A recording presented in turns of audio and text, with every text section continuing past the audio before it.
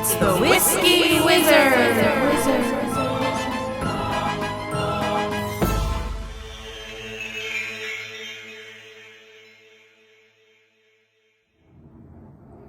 Hello and welcome to the Whiskey Wizard, where we say that whiskey making takes scientific knowledge, an artisan's skill and dedication, and a bit of the wizard's alchemy of light, air, earth, and fire.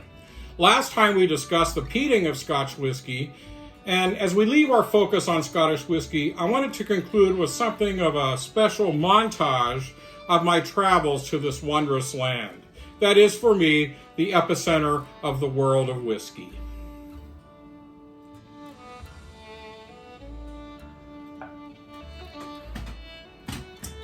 Scotland is truly a special place.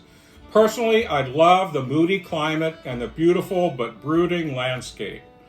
When you are there, you can literally feel that it's a place where the medieval past and the present still collide in interesting ways.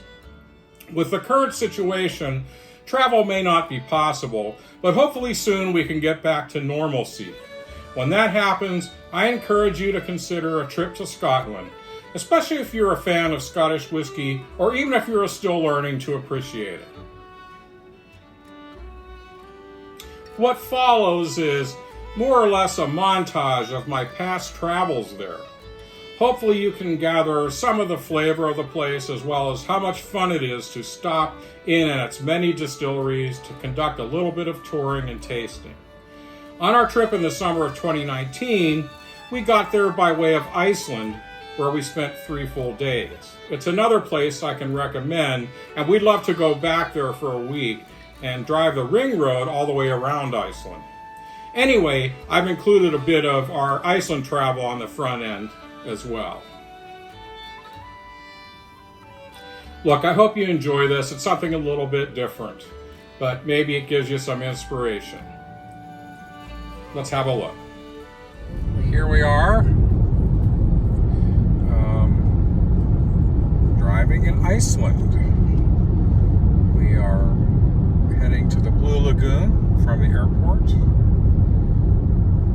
So here we're getting towards the Blue Lagoon here. You can see all the volcanic terrain. Hi, this is Doug Dunbar for the Whiskey Roundtable, part of my travel log. Our first stop is Iceland, and we're close to Reykjavik. And right outside of Reykjavik, we're at the Blue Lagoon. Now, this is a mixture of fresh water and seawater that's geothermally heated. They pump it up into this lagoon for us to enjoy. It's a little bit warmer than your average bathtub. Air temperature is about 56 degrees, and the sun just broke out. Unfortunately, they don't serve whiskey here, but they do serve a very nice lager. The local lager is called Gall, and it's the perfect complement to this warm bath. So, well, that's about it for now. This is Doug Dunbar with the Whiskey Roundtable.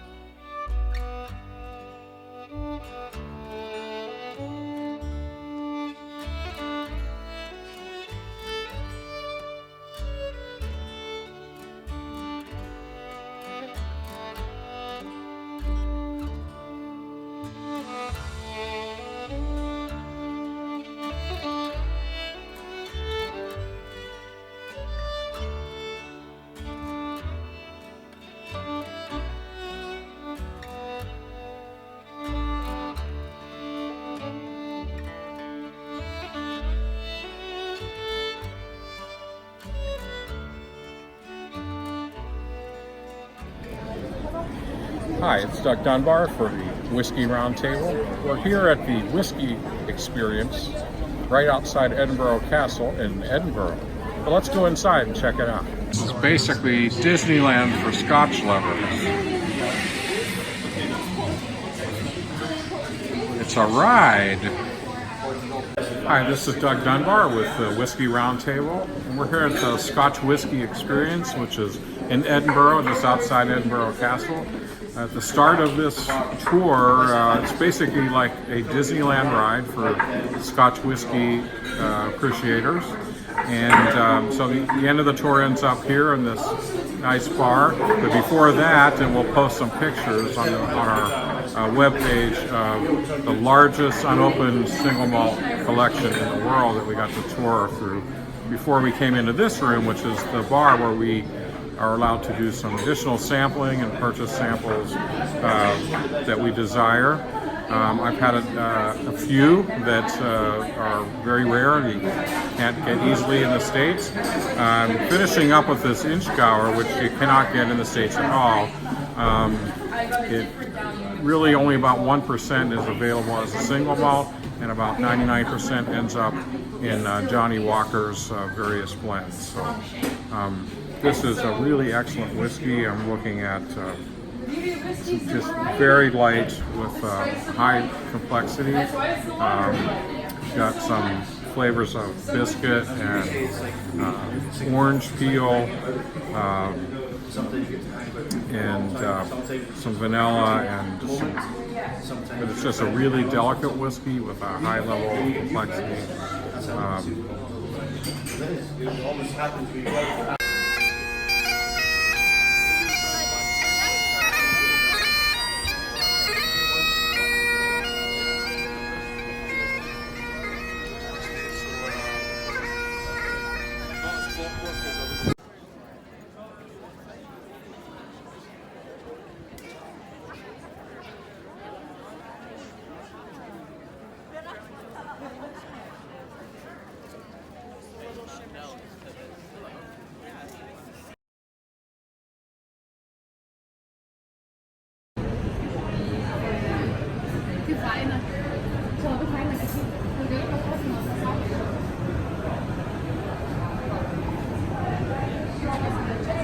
Hi, it's Doug Dunbar for the Whiskey Roundtable. Here we are in Edinburgh, Scotland. Now this is a place that they have whiskey. Now we're at the Devil's Advocate, which is in this steep close in Old Town Edinburgh. We've enjoyed a nice dinner, and I had some Glenfarclas cask strength 102, and finishing off today with a Mortlock 16.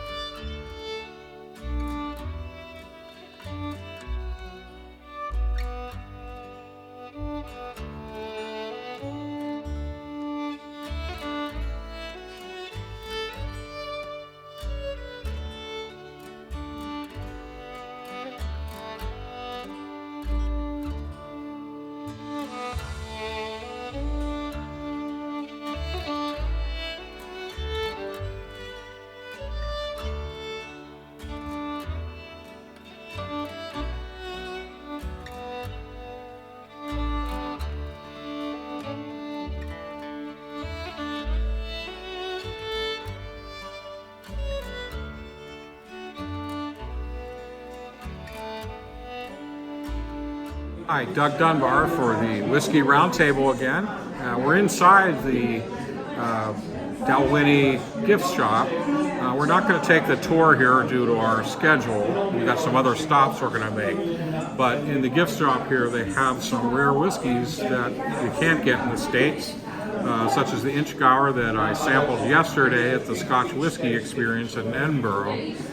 Here, Lizzie's Dram, which is very rare, only sold here at the Dalwhinnie gift shop. So I'm getting these, and this is going to be the first of my purchases for this trip. I'm looking forward to it. Well, we'll be probably checking in with you again a little later today when we make up our way up to past Inverness and up to the northwest to Glenmorangie.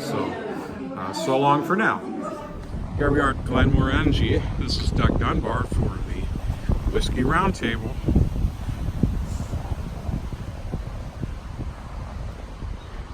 We're in the city of Tain, which is right on a large body of water that I can't remember the name of. It's Doug Dunbar for the Whiskey Roundtable. We just finished our tour at Glenmorangie. This is a quite impressive distillery.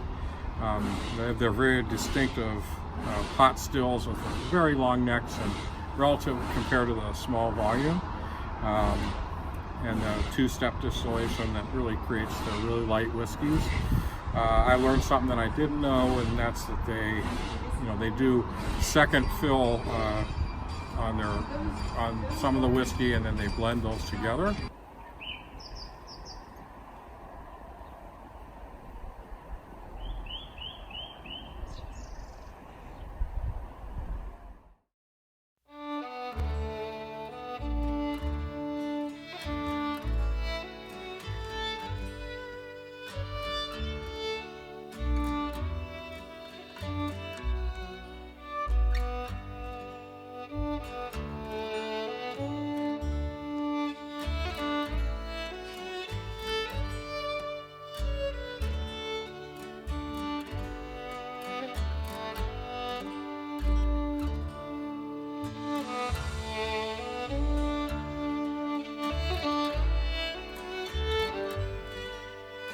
Hi, Doug Dunbar for the Whiskey Roundtable.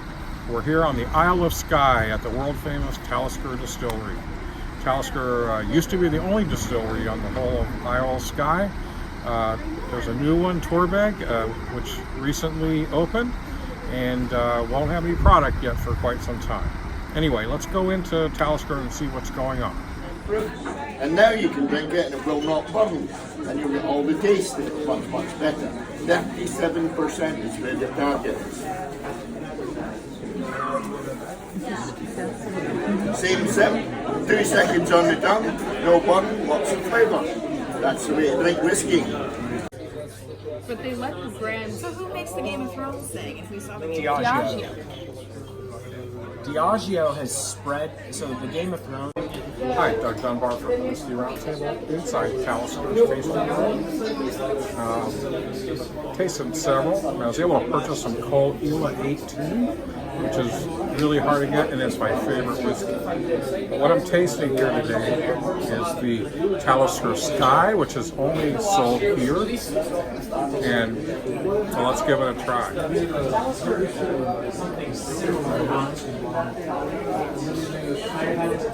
The nose is definitely got that Talisker oceanic quality. Taste the salt, a little bit of the sea breeze.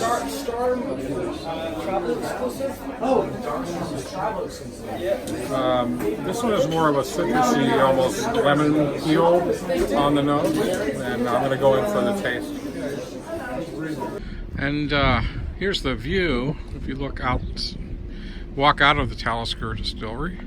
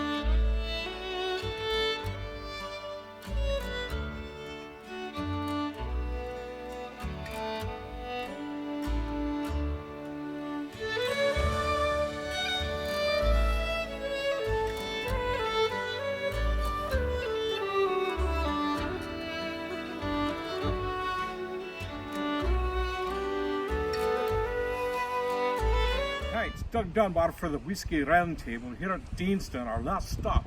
You can see after about 5 days here in Thorn Distilleries, I've got the accent down. Let's go in and see. In the Deanston gift shop.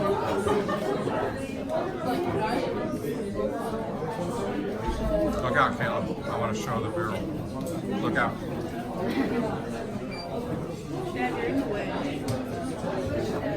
Got a lot going on that one. Like I said, not your signature Deanston flavours for that one. Neither is this one actually. So this one's very popular. It's quite a new release. We've had it for about 2 weeks or so. So previously we had a very well received 20-year-old Oloroso cask. I think it's the same twin cask. We left it a few years longer. So it's 23 years old, fully matured Oloroso sherry. So the first 20 years in refill sherry butts. The last 3 years it's transferred into first fill sherry hogshead. So it's not signature Deanston. It's darker, it's richer. You're getting all that rich oak spice in there, but yeah, dark fruits. And are they're both Oloroso sherry casks? Yes, it's fully matured Oloroso, just finished. Transferred it after the last 3 years. But so our younger age whiskey doesn't really sit too well on Oloroso, but we leave that a little bit longer. So our 40-year-olds, a 10-year finish on Oloroso, about 23-year-old. It's a dark It's sherry. cask strength after 23 years. So we fill at 63.5. After 23 years, it's dropped to 50.2. That one. Wow. Oh, the noise.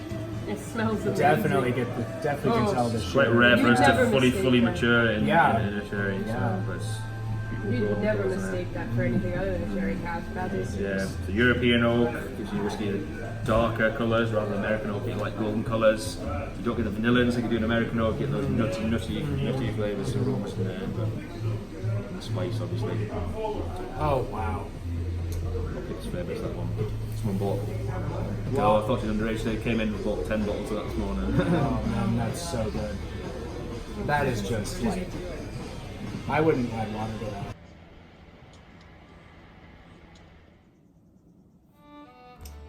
Well, now we're officially done with this year's Scottish Whiskey Month, of course, and our focus on Scotch.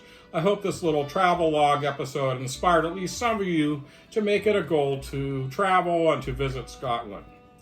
It's fairly easy to get from the US to Edinburgh, and a week there is quite affordable for most folks who make it a goal and do a little planning. Look, I can't imagine you being disappointed. That's it for this edition. This is Douglas Dunbar, the Whiskey Wizard, for the Whiskey Roundtable. Slàinte.